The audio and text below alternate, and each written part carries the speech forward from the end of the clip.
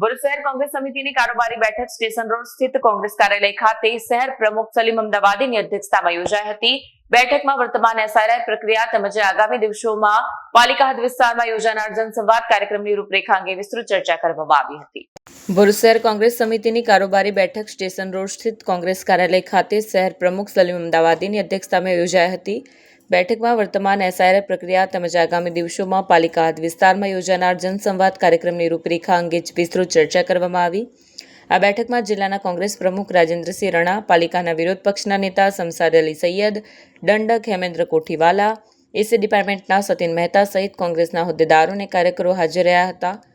આ કાર્યક્રમો દ્વારા કોંગ્રેસના આગેવાનો અને કાર્યકરો સત્તારૂઢ ભાજપ સરકાર દ્વારા લોકોને પડતી તકલીફો અને સ્થાનિક સમસ્યાઓ અંગે જનતા સાથે સીધો સંવાદ સાધી તેના નિવારણ માટે આગળ વધશે।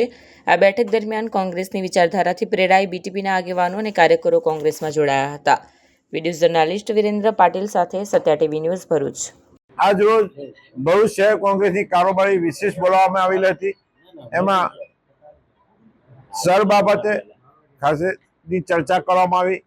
આગામી દિવસોમાં જે રીતે જનસંવાદ પ્રોગ્રામ કરવાનો છે તે બાબતની ચર્ચા કરવામાં આવી અને સાથે સાથે ભરૂચ શહેરના જનતા દળ અને બીટીપી સાથે જોડાયેલા અને વર્ષોથી લોકોની સેવા કરતા એવા શૈલેષભાઈ વસાવા કોંગ્રેસમાં જોડાય છે, એનો આજે અમે આ તકે આવકારીએ છીએ અને એમની જે આટલા વર્ષોની લોકો સાથે જોડાયેલા છે, એમની જે સેવાઓ છે એનો અમે કદર કરી આજે કોંગ્રેસમાં આવેલા છે, તો એમની સાથે અમે રહીને ખભે મિલાઈને અમારી સાથે કામ કરશે અને શહેરના જે પણ પ્રશ્નો છે એને વાંચા આવશે એવી આશા રાખીએ છીએ।